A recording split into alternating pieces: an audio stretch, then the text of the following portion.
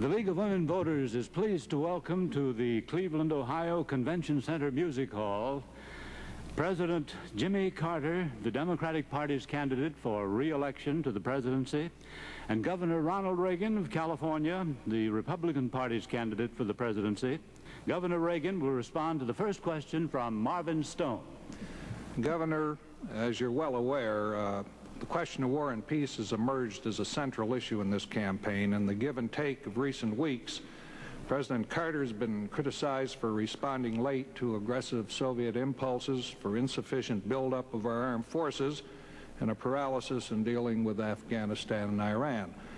You have been criticized for being all too quick to advocate the use of lots of muscle, military action, to deal with foreign crises. Specifically, what are the differences between the two of you on the uses of American military power? I don't know what the differences might be because I don't know what Mr. Carter's policies are. I do know what he has said about mine.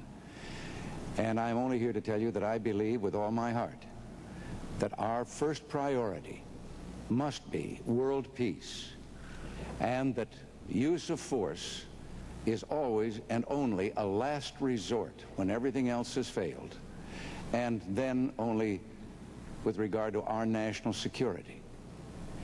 Now,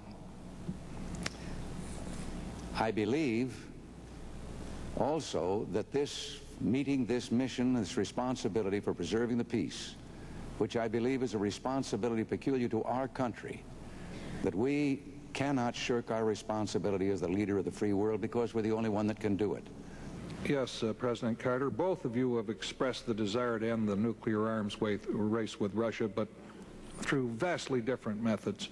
The governor suggests we scrap the SALT II treaty, which you negotiated in Vienna, signed in Vienna, intensify the buildup of American power to induce the Soviets to sign a new treaty, one more favorable to us.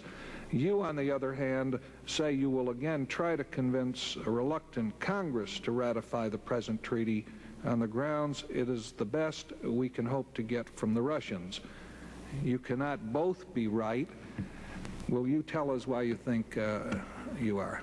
Yes, I'd be glad to.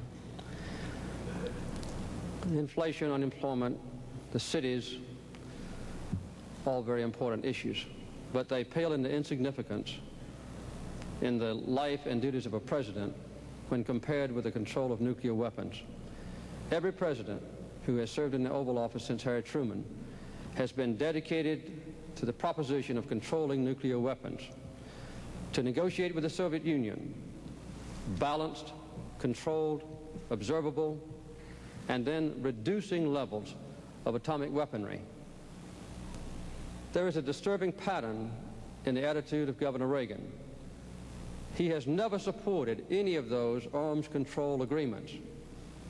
The limited test ban, SALT I, nor the anti-ballistic missile treaty, nor the Vladivostok treaty negotiated with the Soviet Union by President Ford, and now he wants to throw into the wastebasket a treaty to control nuclear weapons on a balanced and equal basis between ourselves and the Soviet Union, negotiated over a 7-year period by myself and my 2 Republican predecessors.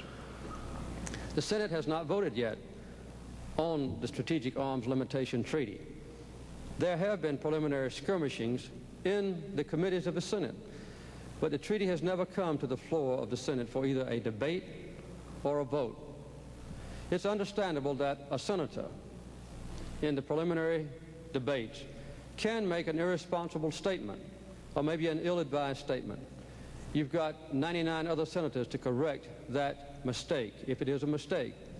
But when a man who hopes to be president says, take this treaty, discard it, do not vote, do not debate, do not explore the issues, do not finally capitalize on this long negotiation, that is a very dangerous and disturbing thing.